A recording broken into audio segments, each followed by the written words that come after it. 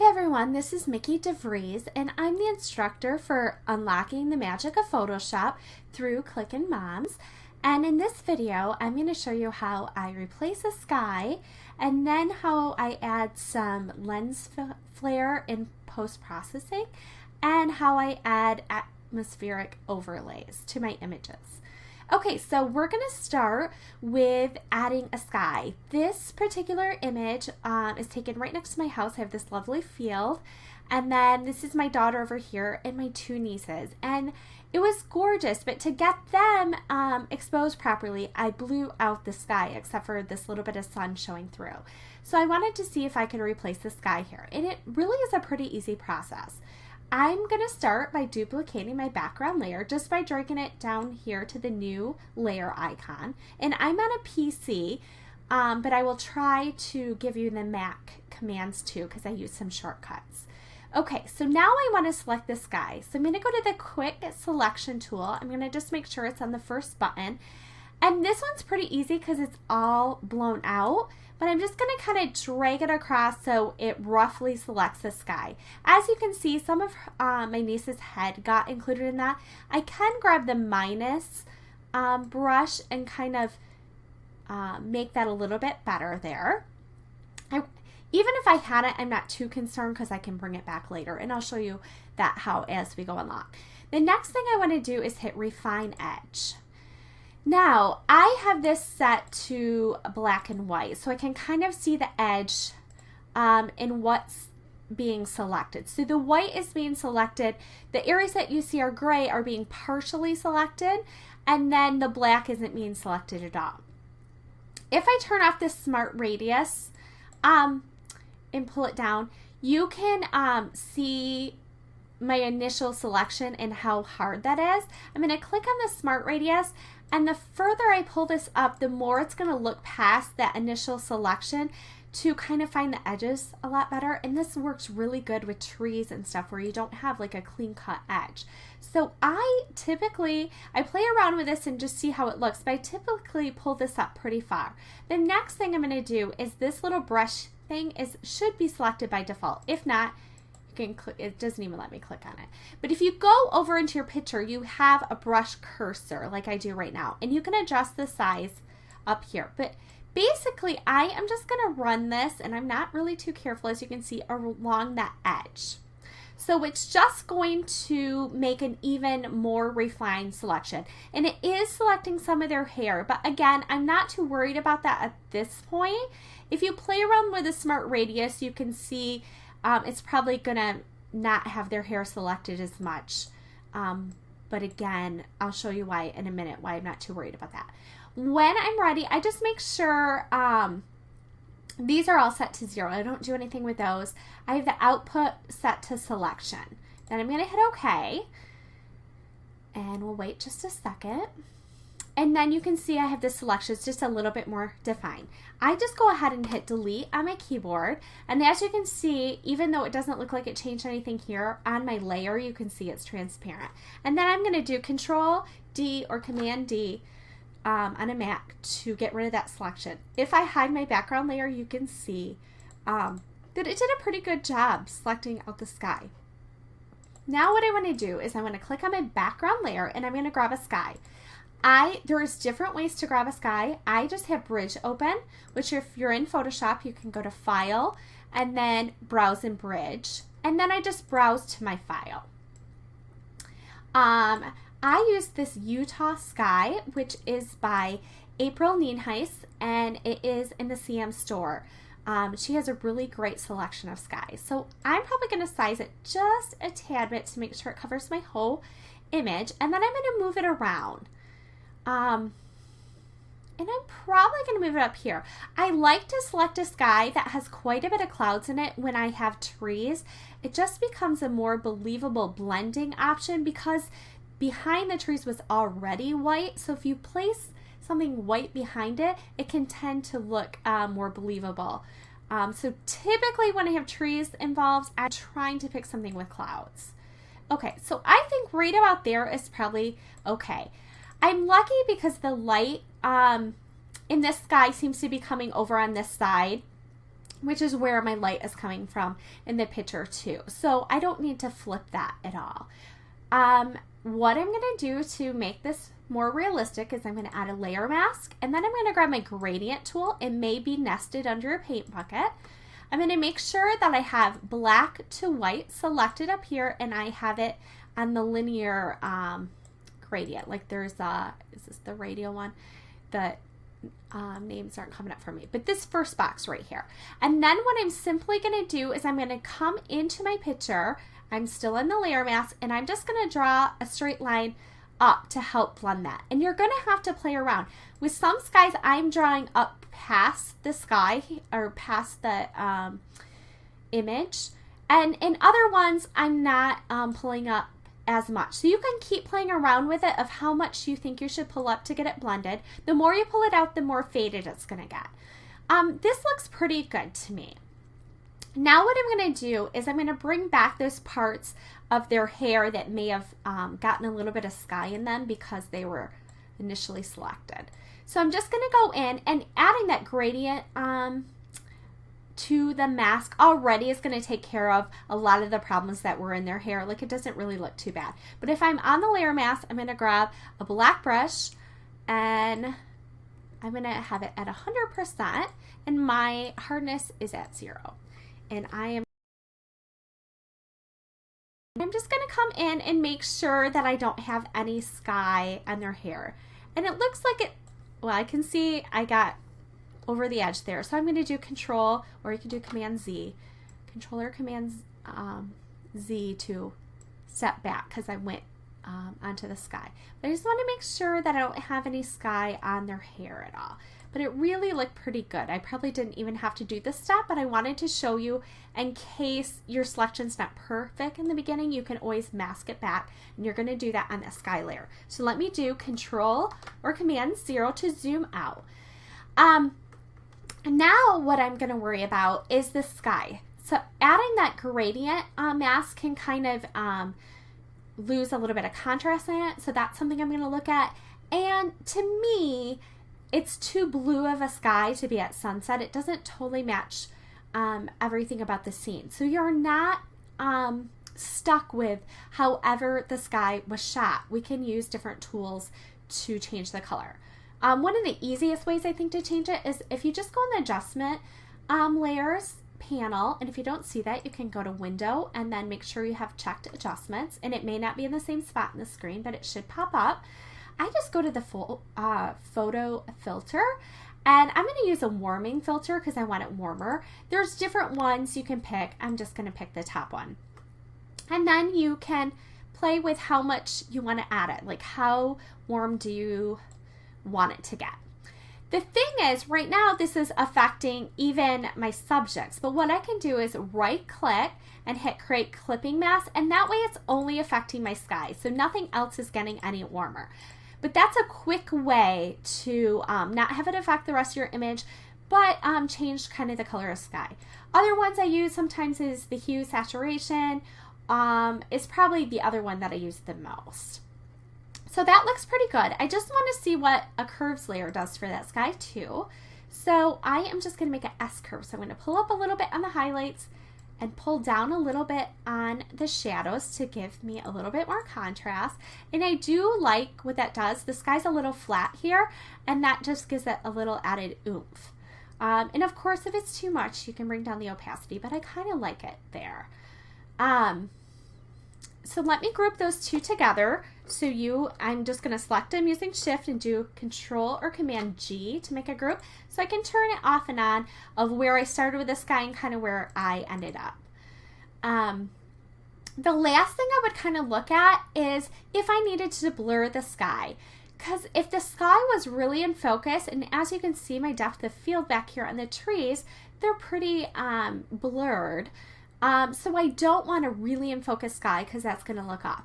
The sky looks pretty blurred to me. I don't feel like I need to blur it further. If I did, I would want to make sure I was on the sky layer and not on the layer mask, but on the actual sky. Then you could go to Filter, Blur, Gaussian Blur, and you can play around with the settings of how much you would want to blur it. I'm just going to blur it a teeny bit to show you.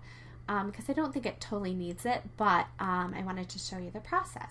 So that's how I replace my skies. The only last thing I would tell you is sometimes with trees, it can be helpful to take the sky layer and switch it to multiply. And then if you had like branches sticking up, that can make it darker. I don't feel like I needed to with this, so I'm going to switch it back to normal. But that is something with trees that I check to see if that helps. Okay, so that's the first edit. I'm going to go ahead and close out of that. And then let's go on to the sun flare first. Here's my image. And again, to expose for them, I blew out the sky. You can see a little bit of sun peeking in through here. And this one I want to add a sun flare. Just it's kind of a fun photo anyway.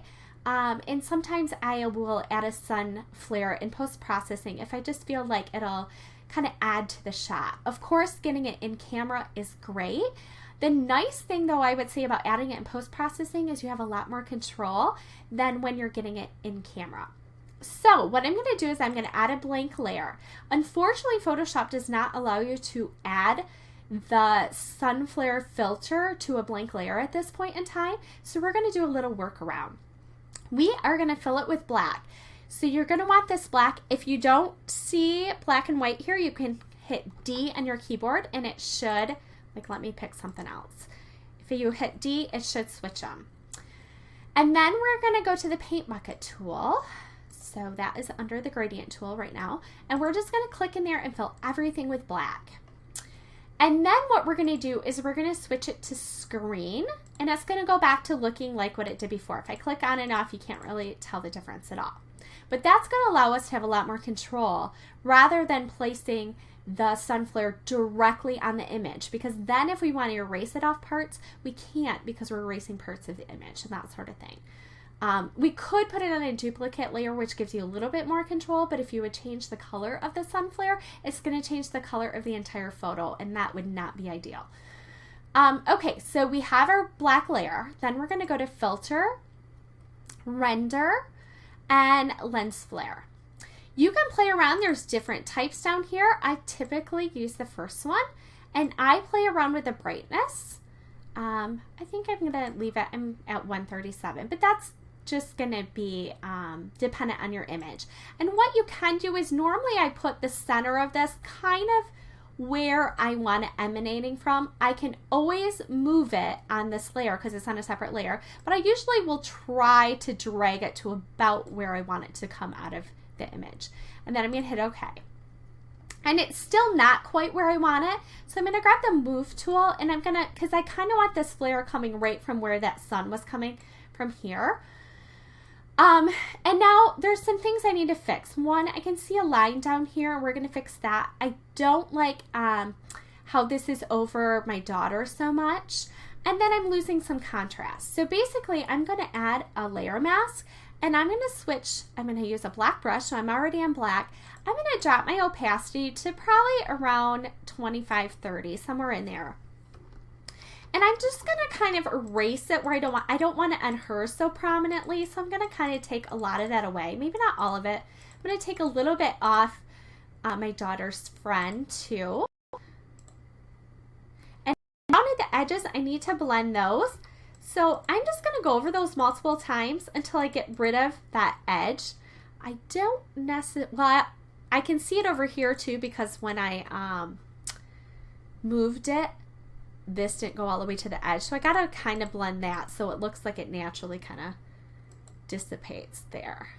The other thing is, because it's on my own layer, if I switch back to the sun flare part and not the layer mask, I could blur it a little bit if it's too, a little bit too defined. I'm not going to blur it a ton. I like some definition, but I maybe don't want it quite as hard edges as what it was. So that looks pretty good. I might get a little bit more off my daughter. Now there's a few things we can do. One, if we wanted to, let's say, change the color of the sun flare, I don't mind the color. But what you can do is you can go to the hue saturation, and I choose colorize. And the thing is, it's affecting everything, but if you right click and do create clipping mask, it's only going to clip to that layer here. So then we could play around with, you know, what looks good here. So here's without and here's with. And I don't know that I would do that for this picture. I kind of like it where it started. But that's something I just wanted to show you. And if you don't have the colorize effect, you can still play around with the colors, but I feel like adding that colorize effect really can kind of make a difference too. So just kind of play around whether you use the colorize or you like it better without. But I'm going to get rid of that because I don't mind the actual colors that were in here. I do think I lost a little bit of contrast, so I am going to add an S-curve for contrast. So I added a curves layer. I'm going to grab this little adjustment tool, and I'm just going to pull down where it's already kind of dark in the image and pull up where it's bright, just to add a little contrast. And then that's a little too much, so I'm going to drop that back down. But just because we lost a little contrast when I added that in, just going to add a little bit back in with that. I can also try clipping this to just add contrast to the sun flare, but I don't necessarily like that. I think adding contrast all over works better because it adds it to them too. But that is all I would do with that one. So let's get out of here and let's go on to our last example of adding atmospheric overlays. I definitely try to choose, there's some images that I use overlays to create atmosphere where it's kind of a total fantasy look. But in this one I was going for a little bit more realistic look. It had just finished raining, so you can see the puddles and she has an umbrella and everything. So I thought this would be a really fun photo to add an overlay to. So it's already edited, and I always do this at the end. I'm going to grab bridge again, same way I dropped off my sky. I'm going to add some rain overlays, and these are from Jessica Drossen's Force of Nature pack. I believe it's pack 1, but you can look on her website. She has a pack 1 and pack 2, and you want to pick the one that has rain in it. There's black ones and there's gray ones, and there's even a blue one. I stay away from the blue usually if I'm going for a realistic look, and these white ones I don't always love for realistic looks. So usually I'm looking at the black ones or the gray ones. So I'm going to just try this gray one. And this definitely takes some playing around with to figure out the look I'm going for. I'm going to size it just a little bit to make sure it's covering everything. And then if it's gray, I'm going to change my blend mode to hard light. That's going to allow that gray to show up. And it definitely shows up when you already have kind of a dark background better. And this is way too strong for me, so I'm going to reduce the opacity. And I kind of don't like what it's doing on the pavement, so I can just add a layer mask. And I'm going to grab my brush, black, and then I'm fine with it at 30%. Excuse me. I'm just going to brush some of this off here so it's not so apparent down here. I'm not going to fully brush it off, but... And then the other thing I do with rain overlays is I tend to layer them. I just think I like the effect that it gives better. So I'm going to go back in and let me try a black one. I'm going to put that on, make sure it's fully covering my image. And I like how it has a little bit smaller raindrops. So the other ones are a little bit longer and this little smaller. So I like that kind of combination a lot of times. So this one's a black overlay. So I need to use screen instead of hard light. And again, I like this. I don't totally like what it's doing down here. I can just steal the same layer mask. If I hold down Alt on a PC or Option on a Mac, I can just drag it up. So I don't have to, it's easy enough to remask there, but it's even easier to just drag my layer mask. And if I, want to change a little bit on this and bring a little back, I can switch over to white and get some of that back a little bit. But I think that looks pretty good. If I feel like I lost a little contrast, again, I can add a curves layer, and I can just add a simple S curve. I can just pull up on the highlights and down on the shadows on here, and then I can reduce the opacity of that to kind of get the look I'm going for and add a little bit of contrast back in if I feel like I lost too much. So that is how I would do that. I hope these videos were helpful.